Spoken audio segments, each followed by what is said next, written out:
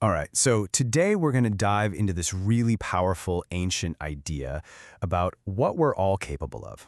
It's a path laid out in a classic text that promises a way to not just, face your fears, but to completely change the mind that makes them in the first place. So let's go on this journey together and see if we can unlock the secrets of a fearless mind. Okay, to start, I want you to ask yourself a simple question. And be honest, what are you really afraid of? Is it failure? Is it being alone? Maybe it's something totally different. Just take a second and let that sit with you. Now take a look at this list. Fear of not surviving, basically not making ends meet. Fear of a bad reputation. I mean, who doesn't feel that in the age of social media, right? The fear of death, of things just going terribly wrong, even the fear of public speaking. It all sounds pretty modern, doesn't it? Well, here's the wild part. This list isn't from some new psychology book. It's from the exact same ancient scripture we're exploring today. It just goes to show you, these anxieties we have are just deeply, fundamentally human.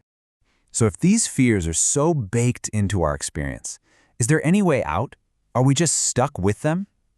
Well, the text we're drawing from doesn't just list the problems. It actually gives us this radical blueprint for creating a mind that is completely free from them. A mind that has just extraordinary courage. And the hero of this whole journey is a figure called the Bodhisattva. Now, this isn't some god or mythical creature. It's an ideal, an individual. And the absolute key to understanding the Bodhisattva is their motivation. It's this immense, overwhelming compassion that fuels one single, all-consuming goal, to reach the highest state of wisdom, not for themselves, but for everyone. And this slide just perfectly captures the core idea. On the left, you've got those 5 fears, and notice they're all about the self, what's going to happen to me. But on the right, you have the Bodhisattva's solution, a single powerful vow that completely shifts the focus from me to all beings. The text is basically saying that when your purpose becomes that much bigger than your own survival, your own reputation, your personal fears just kind of lose their power. They don't have the same grip on you. So if that shift from me to all is the secret, what does that actually feel like? Well, instead of living with a baseline of fear, the Bodhisattva finds what the text calls great comforts. And this comfort doesn't come from having money or being safe. It comes directly from the massive scope of their goal. It's a complete rewiring of what makes us feel purposeful and secure. And this is the heart of that vow. I mean, just try to wrap your head around the scale of this promise. It's not just about helping people out. It's about guiding every single being to their highest possible potential and then continuing to serve them forever. You see, this isn't a task you can just check off a list. It becomes an infinite source of purpose. And a purpose like that creates this profound joy. The text describes this feeling of great comfort as something that comes from aspirations just like these. So instead of your mind being filled with worry about yourself, it's filled with the joy of serving, of bringing clarity to others, of lighting up the darkness. It's a total transformation from a mind of anxiety to a mind of boundless, joyful purpose. Okay, this all sounds incredible, but how do you actually build a mindset like that? How does this beautiful idea become a real, tangible path that you can walk? Well, the text lays out a pretty clear set of practices to keep a commitment that huge going. We can kind of boil down the core practices to these 3 pillars. It's a cycle, really. You're always learning from those who are wise, you're always applying what you learn to help absolutely everyone you can, and, this is the big one, you just never ever give up. No matter how hard it gets, you stick with it, and you never abandon a single soul. It's all about building an absolutely unshakable resolve.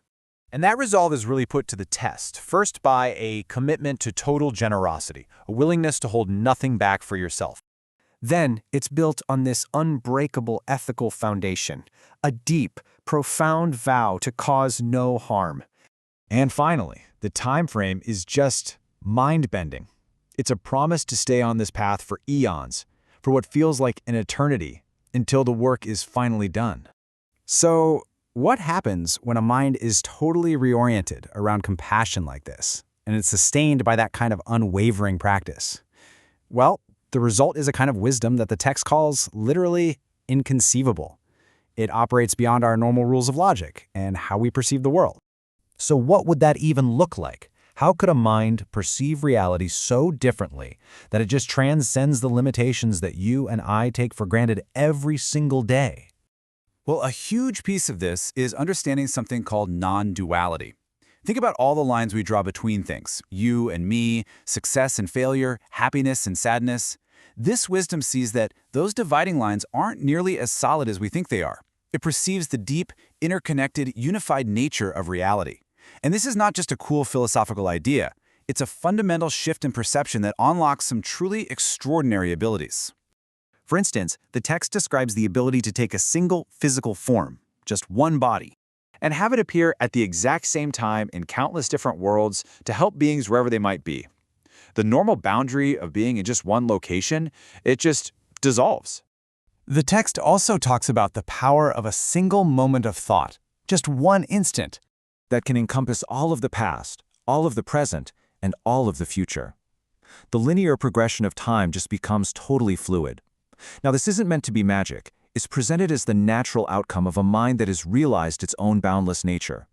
When you no longer see yourself as separate from everything else, the limits of space and time just start to lose their power. And this brings us to what might be the ultimate expression of the Bodhisattva's path.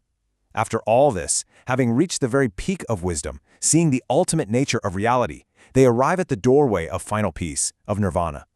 And they don't step through. Why? Because their vow, that promise they made to all other beings, isn't complete yet.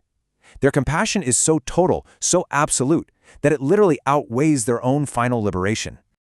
And so, that brings us all the way back around to you. The path of the Bodhisattva shows us that the real antidote to our own personal fear is finding a purpose that is bigger than the self. So, it leaves us with a really powerful question to think about. What purpose in your own life is so important, so meaningful, that pursuing it can make you truly fearless?